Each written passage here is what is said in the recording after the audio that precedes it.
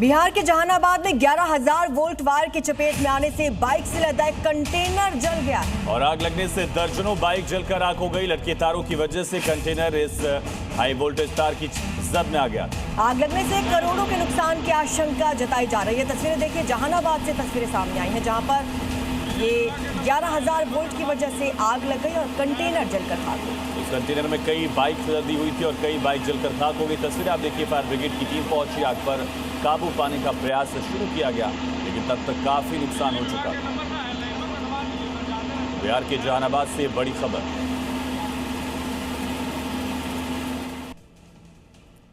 तो वही दिल्ली एनसीआर में बारिश ने मौसम का मिजाज बदल दिया। 2 दिन से हो रही बारिश से जहां एक और लोगों को गर्मी से राहत मिली है, वहीं कई जगह पर ओलावृष्टि के बाद नुकसान की भी खबर है।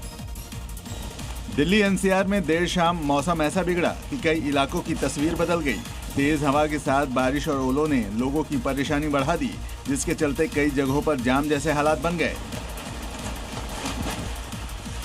गाजियाबाद में मौसम ने बगावत कर दी है। तेज बारिश के बाद अब जमीन पर आसमान से टूटे बादल हाहाकारी हो गए। आसमान से बरस रही आफत ने लोगों की परेशानी बढ़ा दी। ऊपर से आसमान से गिरे ओलों से किसानों को भी भारी नुकसान हुआ है। नोएडा और ग्रेटर नोएडा में तेज हवा के साथ आई बारिश ने लोगों को मुसीबत में डाल दिया। तेज बारिश के बाद कई इलाकों में अंधेरा भी छा गया। लोगों को गाड़ियों की लाइटें जलाकर चलना पड़ा। देखते खबरें विस्तार से। बड़ी खबर है, अमृतसर में खालसा कैंप के पास देर रात एक धमाका हुआ।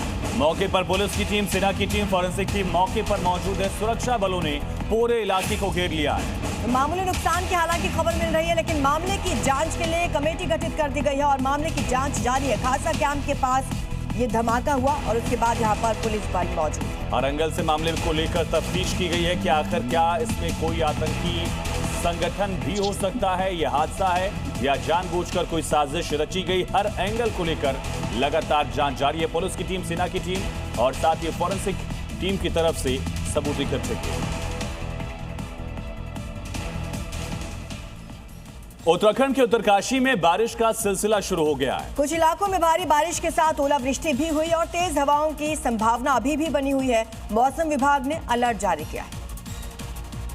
क्योंकि तेज हवा के साथ बारिश शुरू हो गई, वहीं गंगोत्री और यमुनोत्री धाम में भी रुक रुक कर बारिश हो रही है और अगर इसी तरह बारिश होती रही तो दोनों धामों में बर्फबारी भी हो सकती है, जिससे जनजीवन प्रभावित हो सकता है।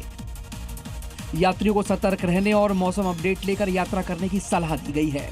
लगातार हो रही बारिश से तापमान में भारी गिरावट दर्ज की गई है।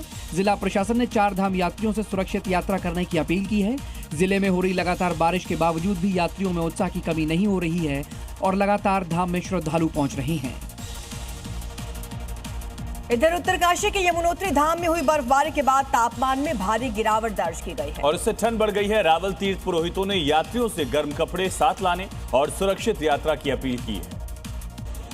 पिछले कुछ दिनों से बदले मौसम में मिजाज के साथ यमुनोत्री धाम में मई के महीने में बारिश के साथ पहली बार हल्की बर्फबारी हुई। इस दौरान बारिश के साथ गिरते बर्फ के फाहों का धाम के दर्शन को पहुंचे तीर्थ यात्रियों ने आनंद उठाया।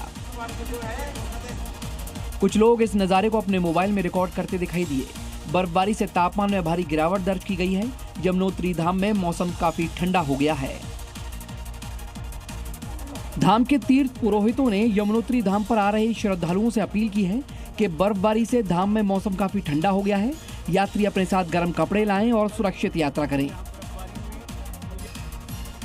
हिमाचल प्रदेश के शिमला में हुई बारिश से मौसम सुहावना हो गया है। हालांकि बरसात के चलते सैलानियों की आवाजाही धीमी जरूर पड़ गई है। शिमला के कई हिस्सों में रुक रुक कर बारिश हो रही है। मौसम में आए इस बदलाव से जहां एक और लोगों को गर्मी से राहत मिली, तो वहीं दूसरी ओर मुसीबतों का भी सामना करना पड़ रहा है।